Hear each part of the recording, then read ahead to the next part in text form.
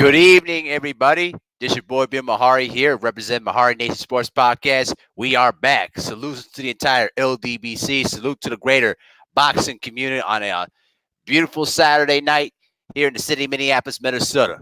Today, we got a huge topic that we're going to discuss about today, and it's revolving around Mr. Canelo Alvarez. Now, before we begin, I want to introduce to you a man that knows a lot about Mexican boxing. So allow me to introduce to you Mr. Rene Box Young to the show. How you doing today, my man? What is good? Can you hear me well? Yes, sir. We hear you loud and clear. Awesome. What is good? It's an honor to be here, Mahari Nation. Salute to the whole LDBC family. It's a great honor. The perspective of Mexico I'd like to bring forth to the table as far as, content on YouTube, as far as boxing, the sport of boxing. I love to bring the perspective of Mexico so that people can understand. Just to give a little background real quick, I've been living here since down here. I'm in Jalisco. I'm about an hour and a half from where Canelo lives.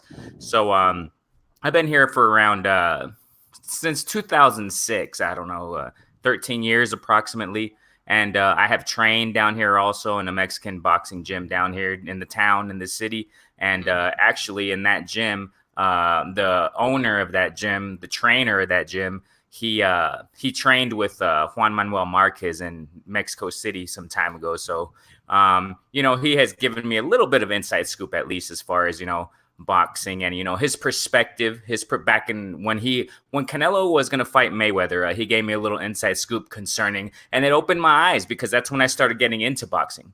And he started telling me, you know what, Canelo, he's good, but he's being a little bit too hyped up than what he really is. So yeah, I've been here, for a while, checking out the sport for a long time, even before that, when I was a kid and everything, growing up in the sport of boxing and watching it at least. So just a little background, So I'm living in Mexico, you guys, and I got an inside scoop from Mexico as far as, Mexican boxing. I'm not a historian. I'm not a, scholar on the sport, but, I know a little bit. So, I like to give my scoop on it, but yeah, salute to everybody, man. Hey, absolutely, though, man. You see, I wanted to bring you down here because I knew you in previous live streams that you have very good, you got the good insight about what goes on in Mexican boxing. Because here, the reason why I brought you upon, because the thing that has been really bothering me when it regards to Canelo Alvarez is that the fact that this guy is getting getting praise that he never really truly deserved. You know what I mean? Because here's the thing: last weekend we saw him basically. I'll be honest with you. That fight between him and Sergey Kovalev looked really, really fixed.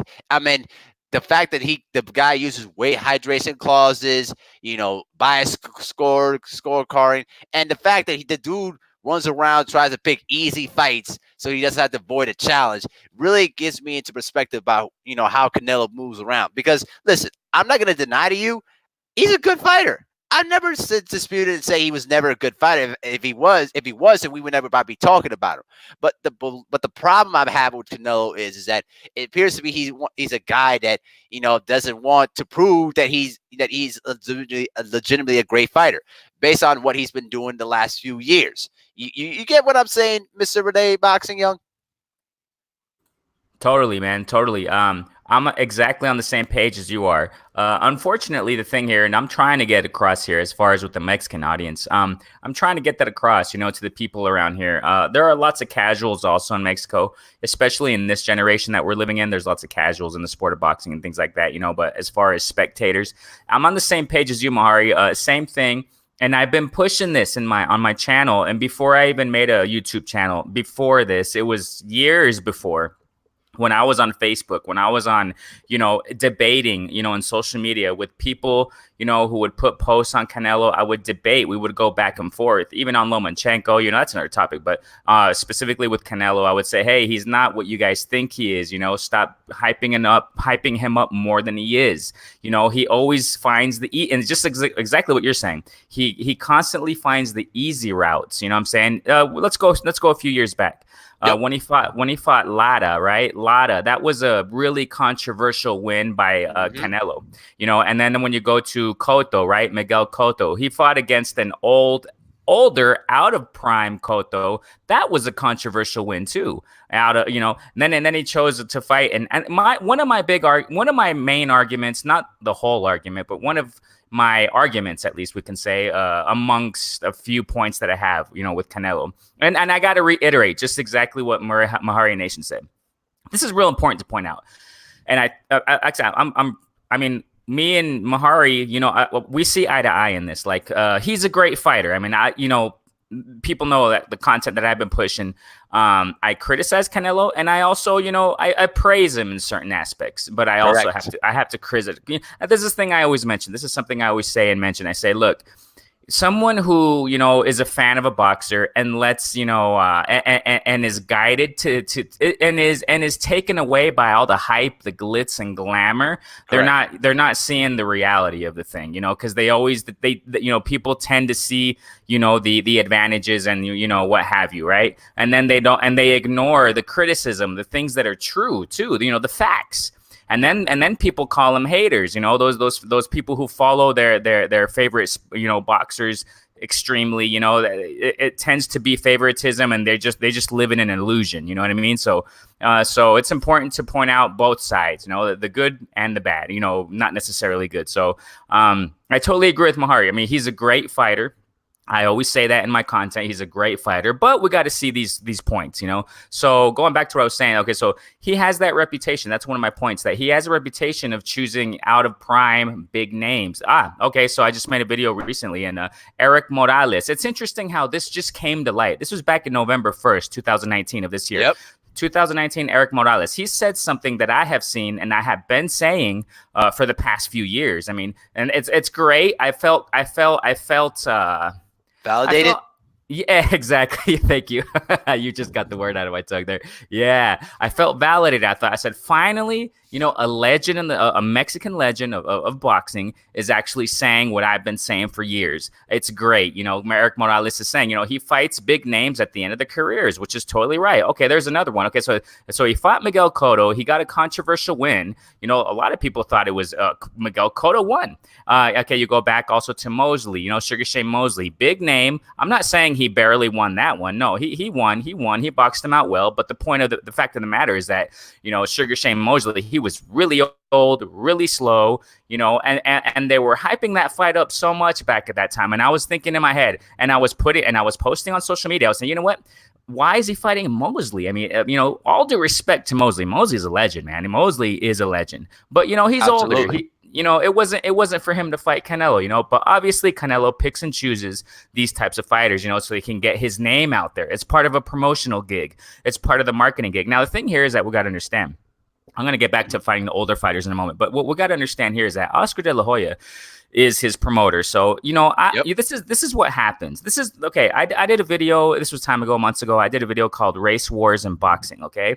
In that video, I explained how promoters, in this day and age, they know how to market their fighters, For example, when we talk about Canelo, right? Canelo, he's a cute, okay, when he was grafted into Golden Boy, okay, by Oscar. Oscar saw, because he knew, okay, let's go to Oscar. Let's just go to Oscar's career. Great fighter, taking nothing away from Oscar. But I do take away a little bit from him as a promoter, because he doesn't have the best limelight. He has a bad rap sheet, man. Getting accusations, of sexual harassment, you having that whole Instagram model gig some time ago, kitchen utensils, coke, drugs, alcohol, et cetera, so he doesn't have the best rap sheet as far as being a promoter, but as a boxer, wow, all due respect, amazing warrior. But the thing here is that, remember, when you go back to Oscar's career, he was a cute. Okay, I'm not a homosexual, no, but we got to face the fact he was a handsome guy, right? When he was younger, he was a handsome guy, and he knew, experiencing that side as a boxer, being promoted with that cute face, amazing boxing skills. You mix that together, you have a superstar, and that's what happened. Multitudes of girls, women that were just screaming as if he was Michael Jackson or something when he was doing ring walks after the fight and press conferences. All them girls would, some girls would faint, in the presence of Oscar. So Oscar knew through that experience, when he saw Canelo, he had to get him. He had to grab him because he said, you know what? He has the whole physical appearance, very light skin. Nothing against light skinned people, no racism at all. It's just that we got to see the facts. Okay, redheaded, Latin, you know what I mean, Mexican, can't even speak English really. Some people do say he speaks English, but whatever. Irish background, all that's attractive. All that is attractive. Just look at him; he has a baby face. So Oscar saw that. And he maximized. He took advantage. He came and signed him to Golden Boy. All right. Even though there was some controversy just in that, because remember the other promotional company that was that Canelo was under, he got a lawsuit, and that's one of the reasons supposedly Canelo. Check this out. That's one of the reasons Canelo supposedly vacated the mandatory to fight Triple G. This was like 5 years ago, because at that time Triple G was in his prime. At that time, Triple G was faster, more powerful. He was in his prime. What did Canelo do? He vacated it. A lot of people ignore it. And then Triple G came to Mexico to pick up that WBC championship belt. He came to pick it up because Canelo vacated. He didn't want to fight Triple G in his prime. And Canelo's pretext was this. His excuse was, oh, I'm in a lawsuit and I got too much on my mind. All this cheap excuses, put it aside. You're a professional boxer. You fight when you're supposed to fight your mandatories, get them out of the way, and do what you got to do. Handle business. But Canelo has that. He has that reputation. So going back to what we're saying, so that's another example of him fighting. He waited for Triple G to go a little bit more out of his prime, grow a little bit more, get a little slow. When Canelo saw Triple G fight Jacobs, Triple G didn't do necessarily as well. A lot of people thought Jacobs won, actually. So, and Jacobs gave a wonderful performance. I loved it. That was a great fight. And, after Triple G, Canelo saw that. He's like, now I see Triple G is not the best now. That's a controversial that Triple G was the best or what have you. But my point is that Canelo saw that Triple G didn't give his maximum performance against Jacobs, and then Canelo, say, all right, I'll fight you now. Okay, he did the same with Kovalev, right? He saw Kovalev fight Yard. Kovalev didn't do the best. He got hurt to the body. And then what did Canelo say? Oh, I want to fight Kovalev, even though before he wanted to fight Kovalev anyway. But we all know that Kovalev's out of his prime. We're going to get to that note in a little bit, Mahari, about if it was fixed or not, right? It looks suspicious. We're going to get on that a little bit later. I want to talk about that too. But so Oscar saw this. Mm-hmm. Oscar saw this. And I think Oscar has been a big influence on Canelo, not brainwashing him because Canelo, but we got to understand. Look at the age that Oscar got, took Canelo under his wings. How old was Canelo? He was really young, man. So, Oscar was, talking to him. I'm sure he was, kind of influencing his mind, his thoughts, his thought pattern as far as the boxing industry. Right. And I think Oscar was saying, you know what? Hey, we're going to give you, maybe not in these words, but we're going to take you the easy route. We're going to, you're young. You got a long career ahead of you, and I'm almost positive that Oscar was, taking Canelo, guiding him down the safe route, not fighting the best, getting big names out of the prime in order to catapult Canelo's name. They made the big mistake of doing that when he fought Mayweather. They thought Mayweather was out of his prime. Mayweather was 37. Was it 37? Correct me if I'm wrong, right? When he fought Canelo? Let's take a look real quick. I think he was about 35 when Floyd faced against Canelo Alvarez. Let me check the date real quick. I think it was 37, but double check that real fast. I will. Just real quick. There's no. Yeah, I'll keep talking. Okay, so Canelo and his team, and I think Oscar is the brain of this. He mistakenly thought that Mayweather was out of his prime when they chose to fight him, and we all saw what happened. An immaculate performance from Mayweather, the legend. Legendary boxer, amazing skills, genius in the ring. He gave Canelo a clinic. So that was another picking and choosing, supposedly out of prime fighters right? Supposedly, I say supposedly as far as with Mayweather, because supposedly he was supposed to be out of his prime when they chose him, but he wasn't. He was proven wrong. Canelo was proven way wrong. So he made a mistake. But my point is this, and you know, that they choose, like you just said a moment ago, Canelo chooses. Okay, what happened? Khan, everybody knows that Amir Khan has a glass chin. Khan moved up two weight divisions, for crying out loud. Come on now. Yep. What kind of fight was that? I mean, nobody wanted to see that. We all knew what was going to happen. Okay. You want to, and when we focus on Khan was boxing out Canelo wonderfully for most of the fight. Yep. Before he got knocked, he was boxing him out, man, so well. I thought, wow, Khan, let's go. Keep doing that, man. Keep using your legs in and out, in and out. Don't get caught. But we all knew it was going to happen anyway. So I wasn't even watching the fight, man. I remember I was out of town. I was out of state. And I just remember, because in Mexico, you know, everyone wants Canelo. So I remember walking down the street and I heard a lot of people yell, yeah, in their houses. And I thought, oh, Canelo knocked them out. I already know what's going to happen. So, but You know what though? Just a little interruption though. Just real quick. Go ahead. Lloyd was actually about 37 years old when he faced against Canelo Alvarez, because they fought in 2013.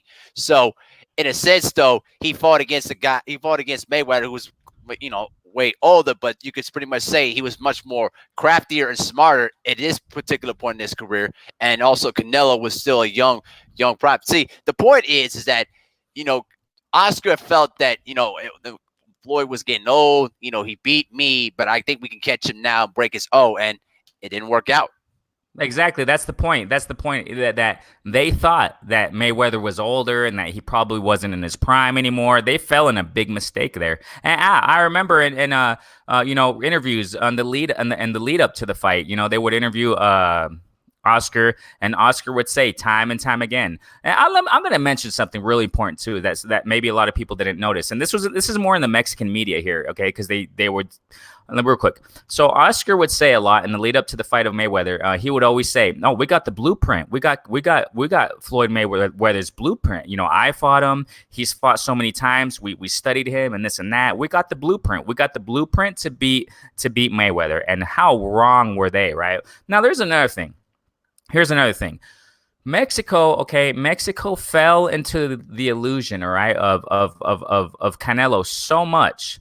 They thought he was unstoppable before Mayweather. Okay, before Mayweather, everyone was like, "Wow, Canelo is unstoppable. He's the next," as they're saying right now. But it's just proven wrong. You know, they're just trying to do it again, right? But it's not working because we're gonna get into a moment. Obviously, we know, right? We saw the numbers recently with Canelo and Kovalev. Everybody knows now, around 10,000. You know, I mean, numbers are going down. People aren't being deceived anymore. You know, we're the fans.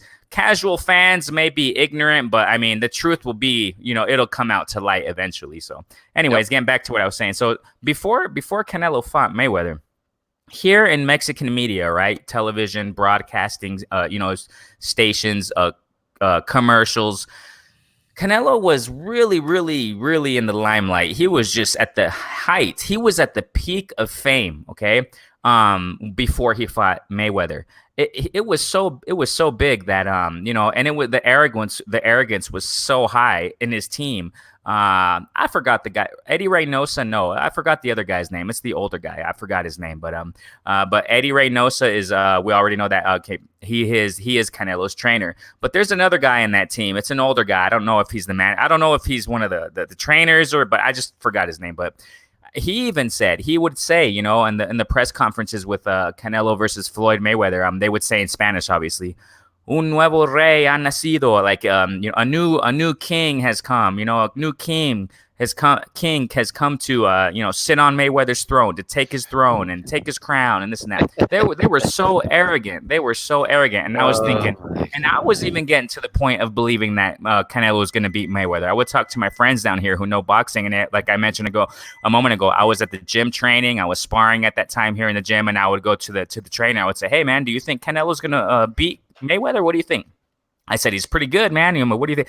He's like, "Nah, Canelo's good, but he's not that good, man." I mean, you know, the trainer, he explained to me, "Nah, he's not that good. I mean, he's okay, but I mean, he doesn't have the skills that Mayweather does. Canelo has a lot of growing to do, you know. He's still young and that, you know, he's flat-footed and he's not really an all-around fighter and this and that. He doesn't use the best ringmanship, et cetera, et cetera." He was explaining to me.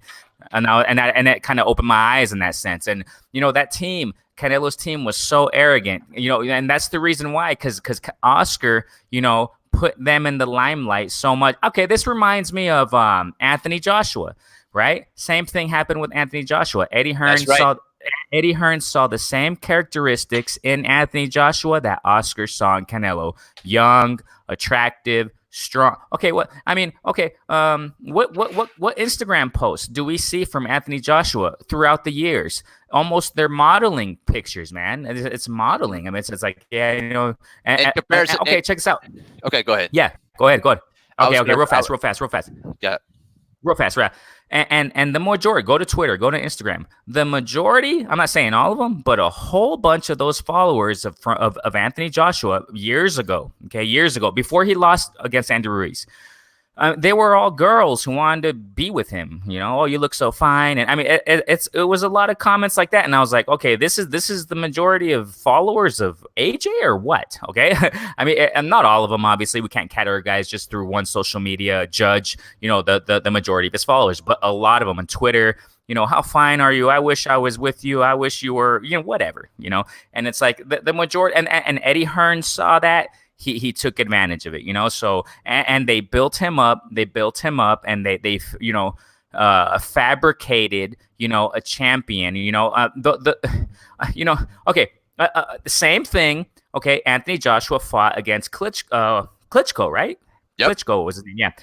Klitschko was way out of his prime. He was from a 2-year layoff. And off of a loss against Tyson Fury too.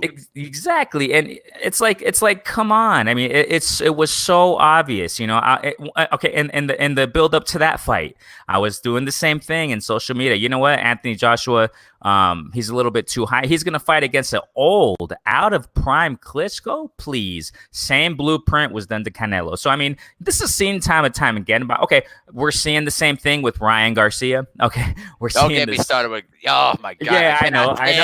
Ryan Garcia. Listen, I'm gonna tell you this though off the rip.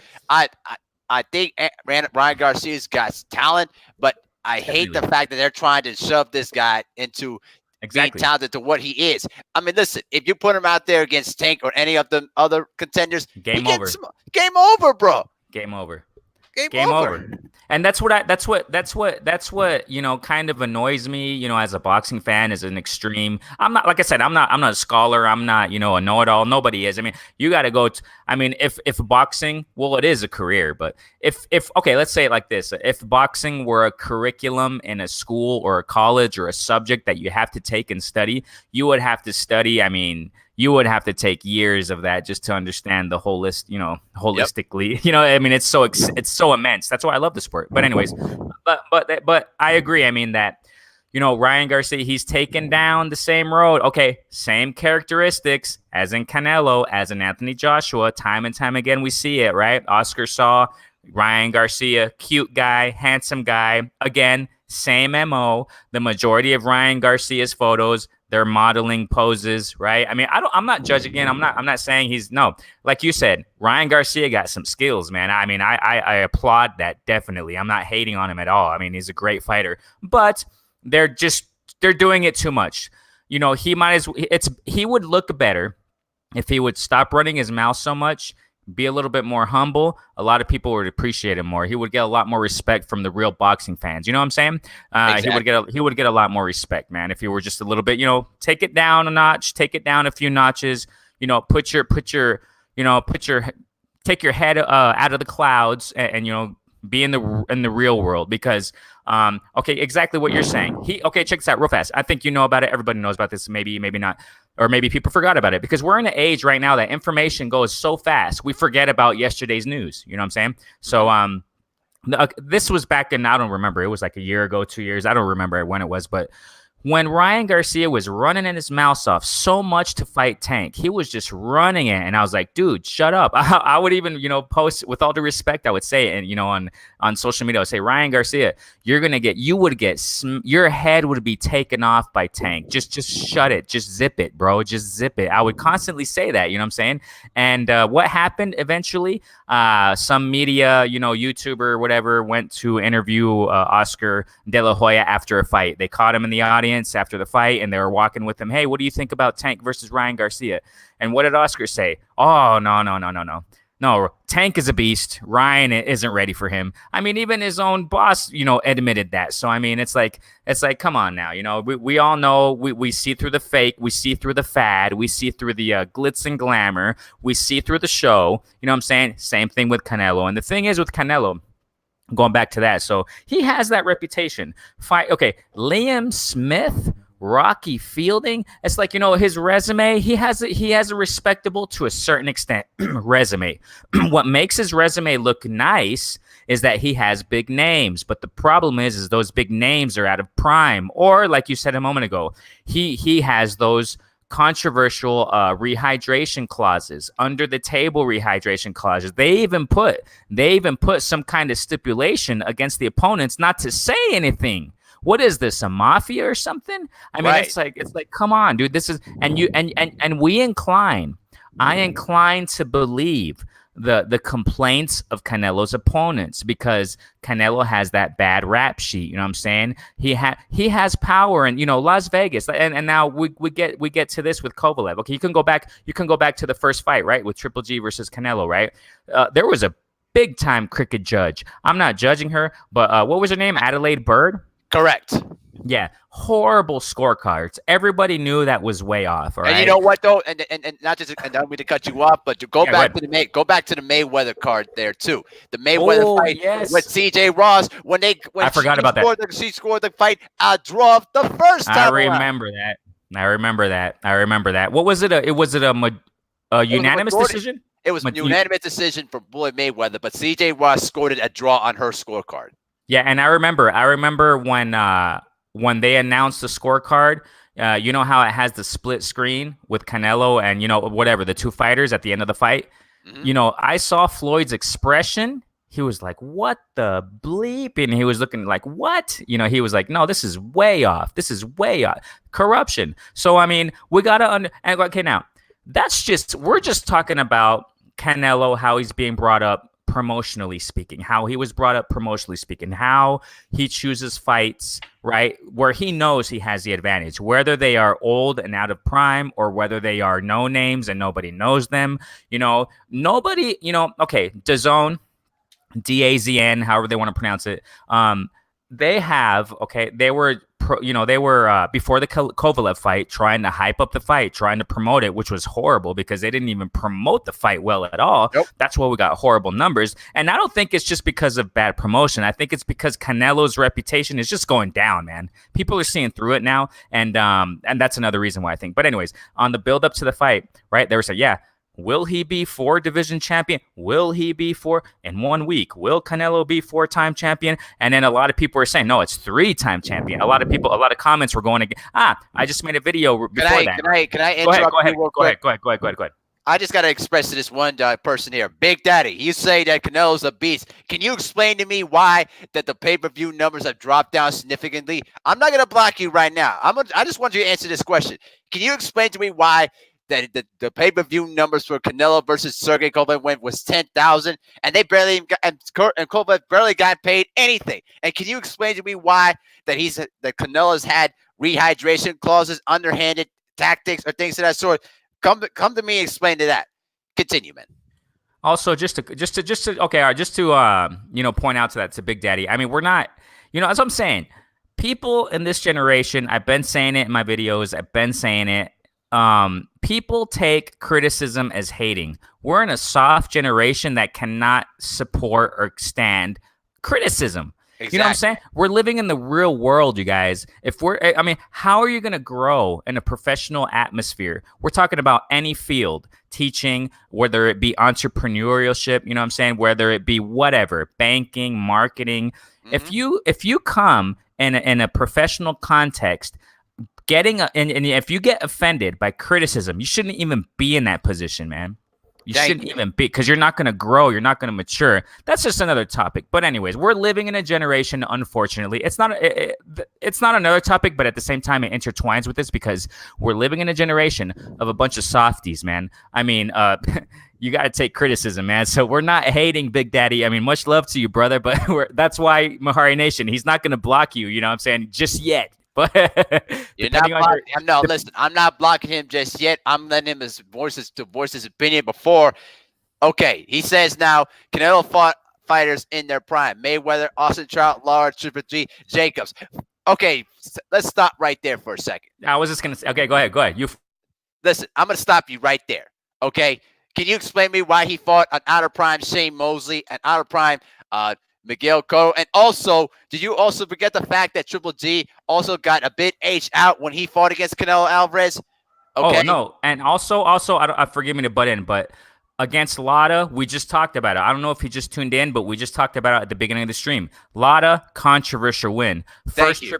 First Triple G fight out of prime Triple G fight, controversial win. We just talked about the cricket judge. Jacobs, controversial win as well. Okay, Manuel Marquez, Mexican legend, Big Daddy, bro. With all the respect, you know what I'm saying? Juan Manuel Marquez. Okay, I got the link in the description in my older video. Juan Manuel Marquez, he thought Jacobs won. Juan Manuel Marquez, man, he's a legend. Juan Manuel Marquez has been saying for years, that about Canelo, the same thing. Controversial wins. I'm gonna give you another one. Hold on, Big Daddy, and this is for everybody.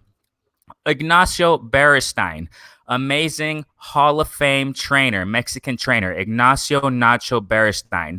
He explained that he's given to. I'm gonna read it. I got the article right here. This is quote. But he is a great fighter. What creates a big doubt is the ability or honesty of the judges, because it's too often that weird things are happening in Las Vegas, unquote. Okay, so he's not convinced. The Mexican legends aren't convinced to the fullest. You know what? Though, hold on. I'm sorry. Yeah, go ahead. Before I let you continue, Big Daddy, you just basically blocked from this channel. You just said that Marquez and Ngago is a hater, bro.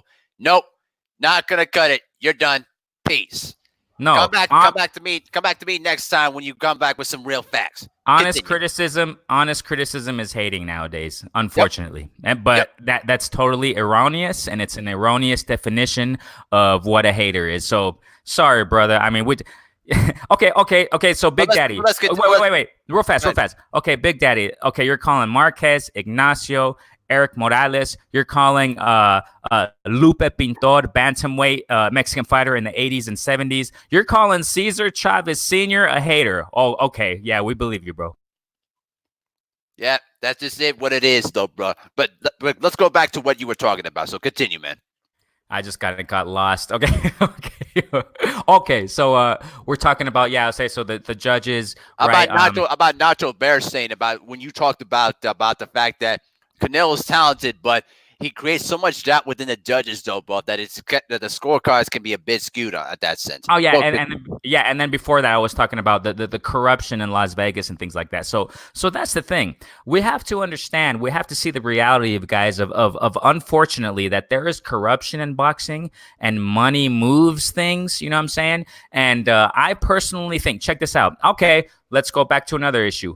Clenbuterol. What just happened with WBC? Remember, Mahari? I was about ready to bring that up. They just changed the ruling about how much clenbuterol that you can have in your system because Canelo tested positive for clenbuterol because of quote unquote tainted meat. Get out of here with that. You guys, these aren't coincidences. You stack up all these facts that we're talking about. Now, a recent clenbuterol stipulation that they're permitting a certain amount of clenbuterol in Mexican fighters now? Dude, that's complete nonsense. I put on Twitter the other day, I said, okay, what's next? They're going to start permitting a certain amount of steroids now? I mean, come on, we're getting to that. Okay, okay, let's go back a little bit more. All of a sudden, WBC and Canelo was the first, coincidentally, all right, to be crowned franchise champion. Now, all of a sudden, WBC. Okay, and let's go back a little bit more then. Okay, I mean, there is so much, you guys, to talk about. I mean, again, I reiterate, those who are just tuning in right now, we're not hating on Canelo. He's a great fighter. I mean, amazing. I like his power. I love his fast combos. I like him. He has heart. I mean, there's nothing.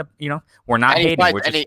And he fights in the Philly shell defense too. He's really got good defense. Man, I love it. The only thing is that he he just has too much prime fighters right now that he's avoiding, and he's been avoiding. So that's the problem of this whole. That's the whole reason of this live. Okay, so let's get back to what we're saying. So you go back a little bit more. Check this out. A lot of people didn't see this. And I'm gonna get to a little bit. Oh, Big Daddy, if you're still tuning in. Also, Mikey Garcia has something to taste. Oh, call him a hater too. Okay, fine, that's fine. But anyways, okay, let's go back a little bit more. A lot of people didn't see this. I did. Okay. Okay, when Canelo was gonna fight Jacobs, all right, the whole press conferences and all that. Mauricio Suleiman, okay, he presented that. Okay, we're gonna fight. They're gonna fight for the Mayan belt. They presented the Mayan belt in the press conference. I don't think it was the final press conference, but it was one of the press conferences. Okay, this is what happened. Look at the favoritism, you guys. I mean, it's just you can just see it. You can just see it. Okay, so they faced off. Canelo and Jacobs. They faced off. Okay. And then while Mauricio Suleiman was holding up the Mayan belt. Okay. And then what happened? You know how they take photos at the end after facing off with the belt, between them. Okay. Well, they finished facing off. Okay. Jacobs walked to the side a little bit. And then Mauricio went next to Canelo and gave him the Mayan belt to take photos, completely ignoring Jacobs.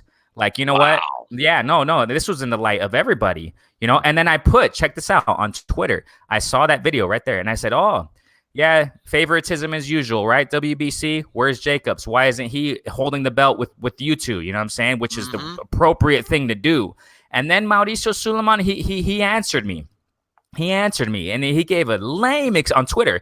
I didn't take a photo. I should have done that because I had on my video on my YouTube channel. I have some screenshots of Tank Davis answering me about a AB's supposed $1 billion deal with Mayweather, something like that. Also, Tony Harrison answered me on IG concerning the rematch with Charlo. He answered me a little bit in an angry. I took screenshots and made videos about them. I should have done that with Suleiman, with this guy. I should have done it. I didn't do it. I don't know why, but anyways, so he answered me and gave a lame excuse. He said, "Oh, Jacobs left, and we didn't have time to get him on the stage to take a picture with us with the belt." That's one of the lamest excuses. It's unprofessional, first of all. And Suleiman, with so many press conferences he's been in, don't you have the mind to tell Jacobs, "Hey, bro, don't leave yet because we're gonna have a photo with you with the Mayan belt with Canelo, okay? So please don't leave." I mean, come on now. Lame excuse, bro. So that's favoritism. Suleiman knew that belt was specifically made for Canelo. I mean, we're not dumb. We're not dumb. So, I mean, you can just tell the favoritism. And coincidentally, shortly after that, recently, right, they create a franchise championship. Oh, the first one to be crowned with it is Canelo. I mean, come on, guys. There's no coincidences. We see it. We're connecting all the dots. We're connecting all the pieces of the puzzle together, and we're saying a big fraud. Okay, now maybe I'm getting too far. I'm sorry. Maybe not a fraud. I'm sorry. I'm not calling Canelo a fraud. I'm sorry. That wasn't meant to say. So I correct myself. We're seeing just a big, favoritism. We're just seeing something that's not supposed to be done in boxing, which unfortunately is being done, and it's sad. It's disappointing, and we have so many names out there that Canelo can fight in their primes. But he's just not doing it. And they're just catapulting him too much. Okay, let me go back a little bit more, just to something I missed also. Correct. So let me go back because Big Daddy was getting in here in the conversation, things like that. So okay, so we're going back to when Canelo fought, before he fought Floyd Mayweather. Yeah. So Mexico had such a big illusion and had Canelo in the spotlight so high up there, okay? He was in commercials in Mexico. He was in Gatorade commercials. He was in Icy Hot commercials. Ice Hot is some kind of rub to rub on your muscles, and it has a wonderful. I used it also. As a matter of fact, when I was sparring, I cracked one of my ribs, my lower right ribs, and I used Icy Hot. It helps to a certain extent. It's nice. It's a wonderful sensation. It's a really good rub solution thing. He was on those commercials. He was just on all the commercials in Mexico. We would see it here on TV, constantly. And after he lost to Canelo, he just disappeared. Boom. No more commercials. To this day, you don't even see Canelo commercials anymore on promoting products. Only on the zone. That's about it. That's it. No, that's it. And ever since he lost against Mayweather, people saw, they're like, you know what? Canelo isn't as good as we thought. And Mexico saw, they're like, you know what? Wow, Canelo, Mayweather, quote unquote old Mayweather took this boy to school. Wow. And ever since then, and before that too. I mean, come on. They were hyping. Oh, okay, real fast. Another one. Uh, they were they were hyping up the fight between Alfredo, I think his first name, Alfredo Angulo versus Canelo. And at that time, I was criticizing that fight. I was like, Angulo versus Canelo, please, Canelo, you're gonna smash this dude. And what happened? He smashed him. But check this out. A lot of people didn't see this either. I was watching it on television, Mexican channel, and after the fight, they took Canelo off the ring. He was going back to the locker room. On his walk, a lot of people ignored this, and it didn't get publicized to not make Canelo look bad. They were throwing beer cans, beer cups at Canelo on his way out to the locker room because they saw through it. They're like, "Hey, dude, why are you fighting this guy? There was no point. You were just gonna smash him anyway." You see what I'm saying? This goes way back. This goes years back. A lot of people see how Canelo, he's not fighting the best competition that he should fight. That he and it's up to this day we see the same thing. Oh yeah, getting back to this whole 4-time championship thing. Everybody knows, a lot of people know. That's why I made a video recently talking about Canelo is getting smashed on social media. And I went to Twitter and I showed about that how many people aren't at the same time. They are, because there are a lot of casuals, but those who know boxing, it's not a 4-time champion. It's not a 4-time champion. It's a 3-time, because the third supposedly championship belt that he fought was against Rocky Fielding. If I'm not mistaken, that's like a regular championship belt.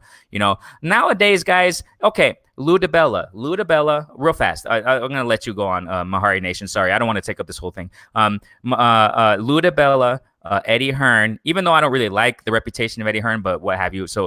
But anyways, Lou DiBella, Eddie Hearn, and Bob Arum, they were joking and laughing about this whole franchise championship belt. Lou DiBella was not only just referring to the franchise championship belt, but he was referring to a lot of belts in general. He was saying, "Oh, we got the diamond belt, we got the pearl belt. What's next?" And they were just laughing. They were like, "There are so many belts out there that a lot of these belts don't even take much credit." So the Rocky Fielding belt that Canelo won, that's not even a belt. That's just a paper belt, man.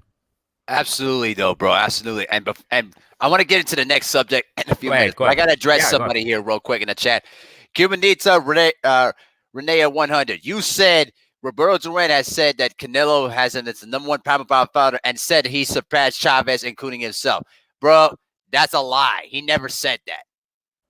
Sources. Yeah, get a link or something, Cubanita. Yeah, give us some proof. Give us some evidence to prove your point, okay? Now, this leads into my next. Let me just leads to the next point here. Now, when you referring back to when you're talking about how Oscar De La Hoya was being pushed, okay? We also have to you and I know that there are a lot of diehard boxing fans that really hated Oscar De La Hoya even to this day because they view him as a pretty boy. The same thing that goes on with Canelo Alvarez. Now, I remembered him and Juan Manuel Marquez didn't like each other because the thing is that Juan Manuel Marquez says that, dude, you're a really talented fighter, but at the same time, you don't need all these advantages. And to me, this is where a lot of the criticism from Mexican boxing that just comes from. Okay, exactly. The thing is, listen, Julio Cesar Chavez was undefeated for almost an entire decade and fought against guys that were way better than him and found a way to win. So true. The same thing with Juan Manuel Marquez. He fought Manny Pacquiao 4 times. Come on now. He fought Floyd Mayweather, okay? He fought against Marco Antonio Barrera. Unfortunately, he didn't fight against Eric Morales, but that would have been a great fight. But at the same time, they fought legends. They fought against fighters that are way better than them and found a way to win. And remember, Marco Antonio Barrera and Eric Morales had one of the greatest trilogies in boxing history. Definitely. One of the great trilogies. I still watch to this day. Okay? And that's an HBO, legendary night documentary they should have done a long time ago because there was history. There was real, legitimate hatred between those two fighters. Yeah, I was just going to say that was bad blood. Now, going real quick. That's interesting you mentioned this. Okay, I was gonna mention that, but there's so much to say that we forget. Okay, watch this. Juan Manuel Marquez, you just mentioned him a moment ago. some time ago, this wasn't recent, you guys. This was years ago that Juan Manuel Marquez, because here, okay, check this out. He's on ESPN. He's on ESPN in the Mexican version here down in Mexico, and his broadcast with ESPN, and he talks about fights that are up and coming with another guy there, a co-host or whatever, and it's all in Spanish. And they were, and that's the thing. Juan Manuel Marquez, he's been criticizing Canelo. And exactly what Mahari says. He doesn't hate him or nothing. He digs. He totally likes Canelo, his style, et cetera, et cetera. But he just points out criticism that should be taken into consideration. Because the thing is this.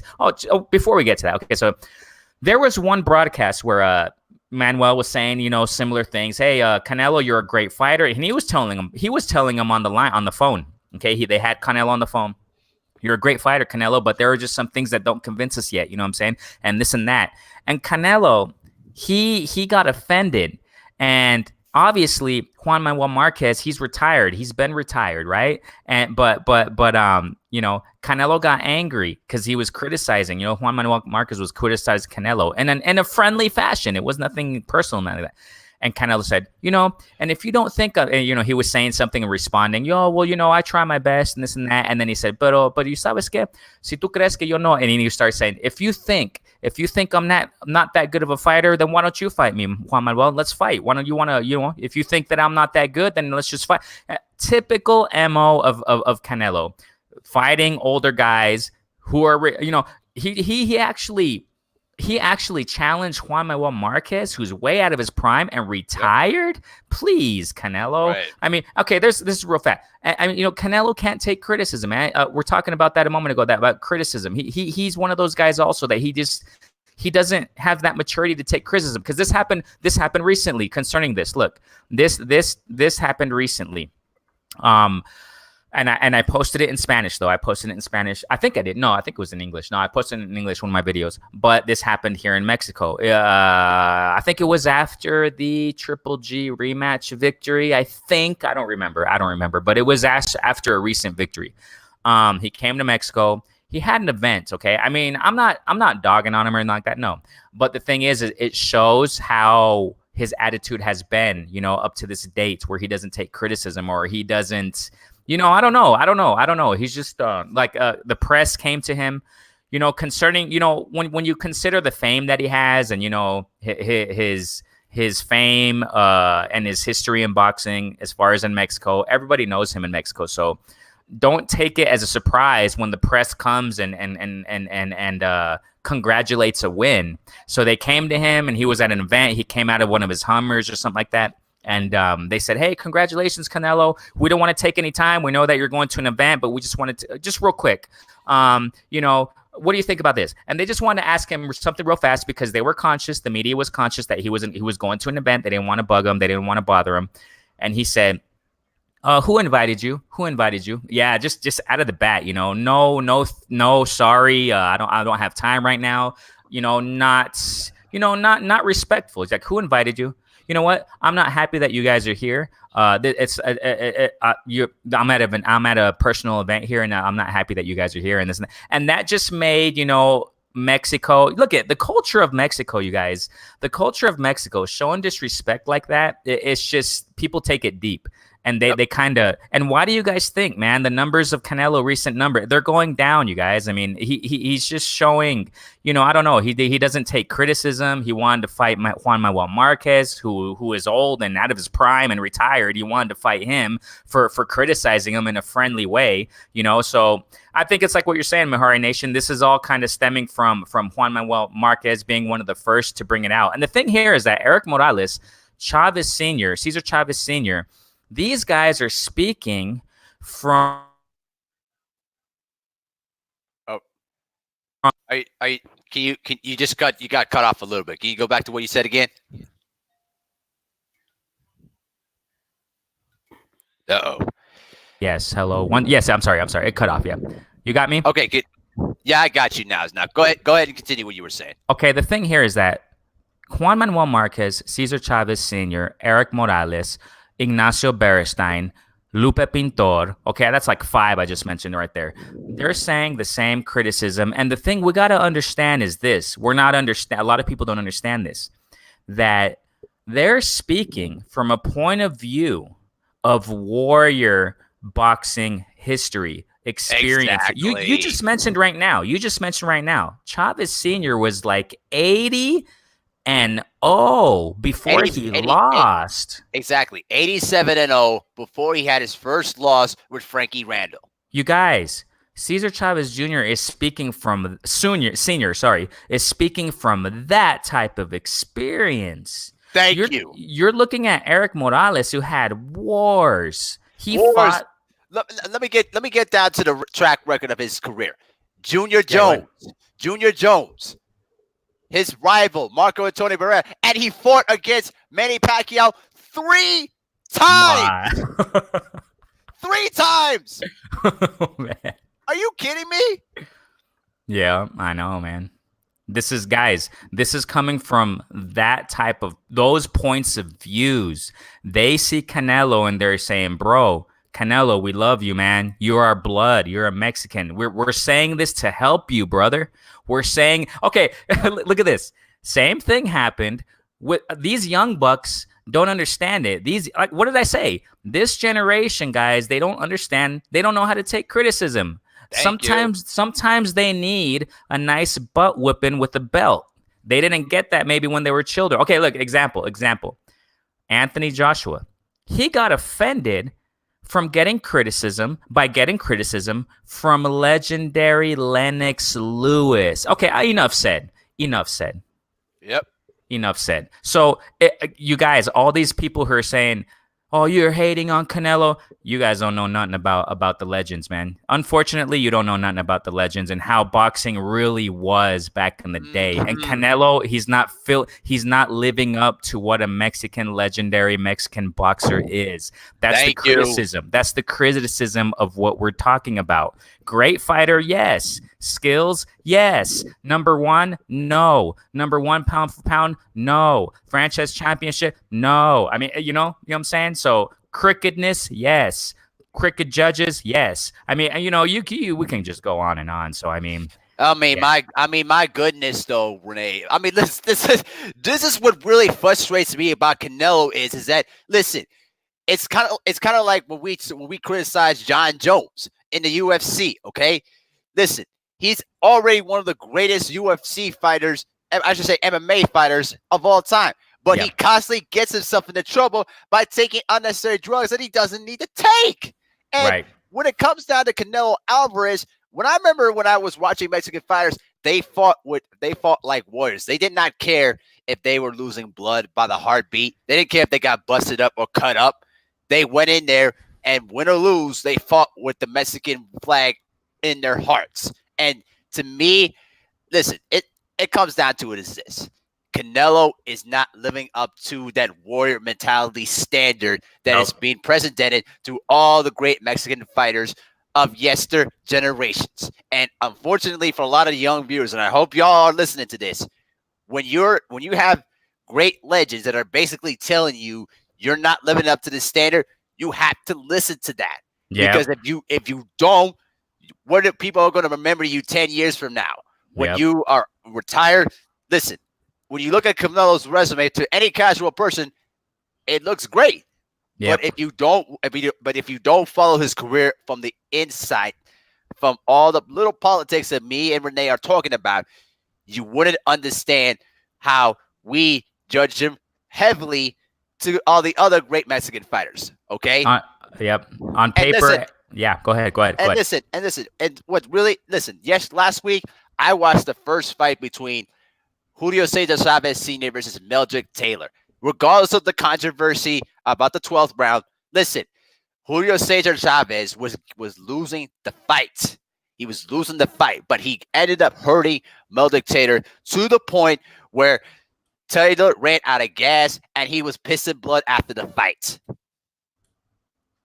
Yeah, that was at the end of the fight, right? I think I think Chavez knocked him down, right? He knocked him out. He knocked him down in the 12th round with about 10 seconds to go in the final round. And then what's the referee's name? Richard Steele asked him if he was okay twice. Now, the trainer for Meldrick Taylor, Lou Duva, distracted him just for 1 second as the referee Richard Steele was asking him if he was okay, and then he calls the fight off.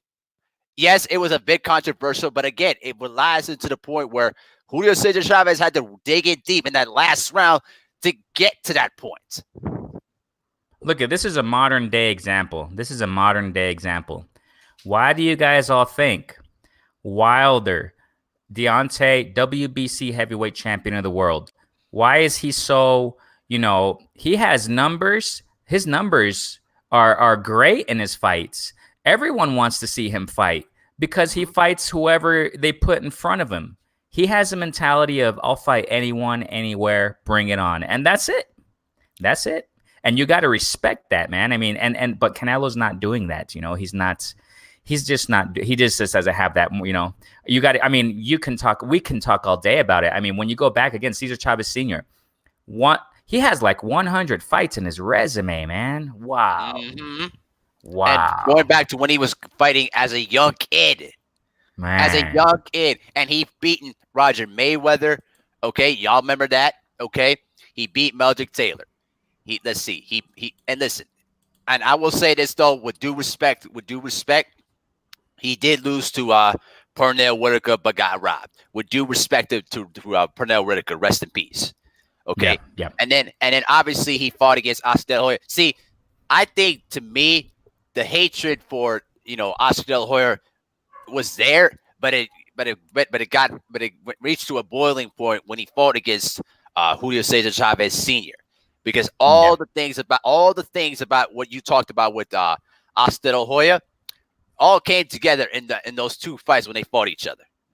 Right. And then after that, Cesar Chavez Sr. gave him his respect, but unfortunately, a lot of the loyal fans of Chavez did not, because of the same reasons you were talking about. And the thing here is, Canelo, he would have gotten a lot more respect had he fought prime fighters, undefeated fighters who are right now in the weights and have been in the wings waiting. Canelo, even had he lost, he would have gotten a lot of respect still. Example, Oscar versus Trinidad, right? That controversial, right? Oscar lost, but everybody respected Oscar, even though he lost. They saw him as the winner because he fought somebody who was of valid competition. You see what I'm saying? Canelo, he would get the same respect if he were to fight the Charlos, the Andrades, what other names are out there? The David Benavidez, all these Billy fighters. Joe Saunders. Billy Joe Saunders. Okay, right now, Eddie Reynoso, if I'm not mistaken, Canelo stated recently after the Kovalev fight, he said that Eddie Reynoso is going to choose his next opponent. So I don't know. I mean, I guess we're all just going to have to wait, guys, and see who his next opponent. DAZN is pushing Triple G Trilogy. Who the heck wants to see? No, dude, that's just totally uncalled for. Triple G Trilogy?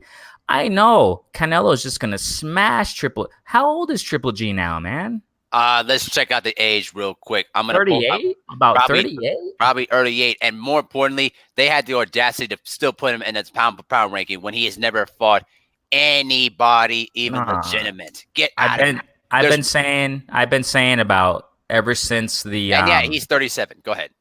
And by the time they do a trilogy, which I'm thinking they are, he's gonna be like 38, man. He's going to be so slow in that ring. He's going to look like a senior citizen, with all due respect, man. I mean, what the heck is the point of a trilogy? Oh, my gosh. It's just to fake hype up Canelo again. I mean, it's just horrible, you guys. They're talking about it. DAZN is pushing it so much right now. So Canelo right now is saying, Eddie Reynoso is going to choose my next competitor. Look at, guys. Canelo has around 8 more fights. DAZN is not necessarily steering Canelo in the right path, man, as far as competition is concerned, and his opponents. They steered him towards fielding. Come on. Okay, let's get into Kovalev. Real fast. Yeah, let's get into that right now. Yep. Okay. You guys everybody saw, this is what, 2 months ago? Maybe less? When Kovalev fought Yard, Kovalev gave a lot higher competition and performance, a much better, amazing performance against Yard than what he did against a small Canelo compared to Kovalev's size. Did you see the size of Kovalev? Okay, just when Kovalev wanted the clinch, he almost knocked Canelo down. That's how big Kovalev is, man. Kovalev was playing patty cake, nowhere near the competition and strength that he put against Yard. I mean, what the heck was Kovalev doing? That's what makes Mahari say, he just said in the beginning of this live, that it looked fixed, man. It looked so fixed. I mean, this is not real, you guys. This is not real. I mean, I was surprised by Kovalev. He was just playing patty cake. And when he tried to clinch up, he almost knocked Canelo down. And then the ref had the audacity to say, no, don't do that, Kovalev. Don't do that, Kovalev. Don't do what? Don't clinch? Come on, man. Even the ref looked like it was bought, man. Like he was bought. That's just... Man. Okay, real fast, Mahari. Even fighters, Chris Eubank Jr., he said there's some fish. LL Cool J, he said there was something fishy in that. A lot of people are coming out, guys, of the woodworks, not of the woodworks, but people of reputation in the boxing industry saying that was a fishy fight. Yep. I mean, it's at the end of the day, they're just trying to do whatever they can to protect their main investment, because they are so fearful of when Canelo loses, everything goes downhill. And here's the thing: when you have a legend like Eric Morales basically coming out and speaking that kind of criticism, that's something to me, because I've never heard Eric Morales say much at all. I know he has the same thought process that we're talking about, but for him to come out and say he doesn't speak. Yeah, he doesn't speak much. He doesn't. Exactly. He's on the down low, man. Exactly. He's on the down low. He doesn't speak much, but when he comes out and says those kind of things to the media, I mean, bro, there's a lot of validation to those comments. Yeah. You know what I mean? And it's just absolutely ridiculous. So let's go on to the next subject in hand here. Now, we already know that Deontay Wilder declined the WBC franchise belt. Now, I've researched it. It's really... Did you see that interview with on the Boxing Voice when they basically asked Mauricio Sulaiman, what the heck does that even mean? He couldn't even explain. He didn't even know. Come on, guys. I mean, you can't get so naive and ignorant to the point of believing this, you guys. I mean, that's the thing. Even Mauricio Sulaiman, he didn't even know how to explain his own belt that he brought into existence out of thin air. I mean, it's really ridiculous. And the fact that obviously they gave it to Canelo, but to give it to Lomachenko after he won a vacated WBC belt, he never even defended it even once. And they gave the franchise belt to him because he didn't want to fight against Devin Haney. Wake up, people. Yeah, there's so much corruption now. Oh, and we didn't even touch the point of recently ESPN, they're showing that now they're erasing Lomachenko's loss against Salidos. I mean, what the heck? You guys, that's the thing. As I mentioned a moment ago, unfortunately, the sport of boxing is so corrupt, man. They're just doing things that are unheard of now. I mean, not unheard of, but it's just coming out to light more in I don't care, fashion, because they think that boxing fans are so dumb or something that they can just do what they want in front of everybody. But people like you, people like me, LDBC, shouts to the whole LDBC family, other boxing channels, independent channels are coming out and they're speaking out. This is new media. We got to talk about it. Yeah, you're damn right we do. Now, here's what I'm going to go around with the WBC franchise thing. It looks ridiculous. He couldn't even explain it.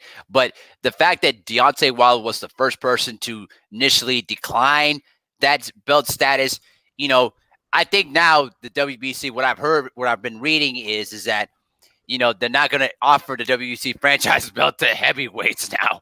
But because I mean, listen. This is something that they're not going to institute down the line, because this doesn't make any sense. So now you're basically legalizing ducking in the sport. Listen, if the UFC decided to we're going to make a UFC franchise belt, do you know the kind of heat that they would get? Oh, okay. That's an interesting point you just pointed out. Dana White, he said some weeks ago he wants to get into the boxing industry and clean it out. He talked about, establishing the best fight the best criteria in Yep. boxing. Dana White is actually considering getting into boxing because he's seeing how ridiculous these things are going, with the sport and how bad the sport. I've been saying, recently in my, also in media, on my content, I've been saying, you know what, UFC. That's why it seems like UFC, they're getting okay. Quick example, proof, evidence. Why did the numbers go so low also with Canelo? Because a lot of people are watching the Nate Diaz because in Yep. UFC, the best fight the best in the UFC. That's the name That's of the right. game. That's the That's name of right. the game. That's what people want to see. So, I mean, Canelo, quote unquote, the face of boxing. Mayweather, he was the face of boxing for Yep. decades. Okay. He never asked permission or he never negotiated with other combat sports events. Never did he do that. He just fought when he wanted to fight, and millions watched with no compromise. But quote unquote, the face of boxing had to wait about 2 hours or something like that in the locker room for the Nate Diaz fight to finish. Nate Yep. Diaz, right now, he's not the biggest name in UFC. He's not a Khabib. He's not a McGregor. And the face of boxing had to wait for that event to finish. Oh man. Yep. I mean, it doesn't get more crooked than that. I mean, that's just how it is. I mean, it is what it is. I mean, I've heard about this stuff about what Dana White about what he wants to do, and the fact that that even Hal Heyman would have the great thought process to even align himself with Dana White. I'm telling you, listen. I'm gonna tell you this right now on this channel right here. Don't be surprised if Al Heyman decides to link up with Dana White and work something out with the PBC. Because keep this in mind, guys. Listen, regardless of what y'all want to say about Dana White, and he has his own type of criticism, which is completely justified. But when Dana White decides to go in there and clean up the sport, a lot of these promoters are going to feel a major squeeze, and the sanctioning bodies are going to have to either coincide to what Dana White wants, or they're going to have to basically go out of business. That's so true. I would not be surprised at all. Mahari Nation is saying the truth. I would not be surprised because Dana White he said that he's been talking to people. He's been talking to people in the boxing industry about his plans, how he wants to bring a different model in the sport where the best fight the best. And he says a lot of people agree with him and they're on board. So I would not be surprised if he were to pair up with PBC because Dana White is a well-respected businessman. UFC is wonderfully successful. If he were to bring that model into boxing, he would change the game. Al Heyman is another wonderful, amazing, businessman, the sport of boxing. Two big brains like that coming together. Wow. And exactly. It would put the pressure on the other promoters and sanctioning bodies. It would put the pressure on them. And I think the game would change, man. Hey, Mahari, I got to go in a few minutes. I don't know if, I got to go in a couple. Yeah, let's go ahead and conclude this live stream though too, because I gotta get ready to go hang out tonight. Cool. Yeah, but this has actually been a great discussion, Dan. We need to do more about this though. Because this is something that there's a lot more to Mexican boxing that I think a lot of people in the LDBC would like to be informed about too. Because listen, we believe that a lot of these Mexican boxers are not as fake tough guys as what they try to claim to be. Yeah, right. Yeah. It's just unfortunate that we got these kind of people, these kind of people in the new generation of Mexican boxing fans that don't have the firsthand knowledge about what it's like to go in there and prove your greatness in there. Listen, we don't know. Listen, here's the thing: we don't know if Canelo can beat Jamal Charlo. We don't know if Jamal Charlo can beat Canelo, but we want to see the fight because we want to see how far is Canelo's greatness is. And unfortunately, I just don't believe he believes in what his talent is. Yep. I agree. I agree. I mean, and to conclude, I reiterate, Canelo's a great fighter. I'm actually a fan of his, but he just has to prove what they claim so much about him. So I mean, great fighter and all that, but we're just waiting. We're just waiting to see him really, really put to the test by the best of the best out there. All right, so go ahead and conclude your last words, and then we're going to shut it down for the night. Thank you so much, man. Mahari Nation, amazing opportunity to be here live. It's such an honor. Everybody in the chat, salute to you all. Great comments, you know what I'm saying? And I reiterate, Mahari Nation is not hating. We are not hating. Far from us to do that. Hate is not good in the heart of anybody. We're just speaking facts for the love of the sport, for the love of the sport. Thank you so much, everybody. Yeah, absolutely. I want to thank Rene Box Young for being on here on the show to give us a good insight about what Canelo Alvarez is. And I hope everybody in the chat can get a firsthand knowledge about what Canelo is and things of that sort. So this concludes a great day, a lot of boxing discussions. I want to thank once again Rene Boxing Young for being here on the show. And we'll hopefully have him again down the line there in the future, though. So make sure to smash the like button on the way out, though, guys. I really appreciate all the love and support. So this is Abil Mahari with Rene Box Young, representing the Mahari Nation Sports Podcast on the issue of Canelo Alvarez. And I'll see you guys next week. Have a good night, guys. Peace. Peace.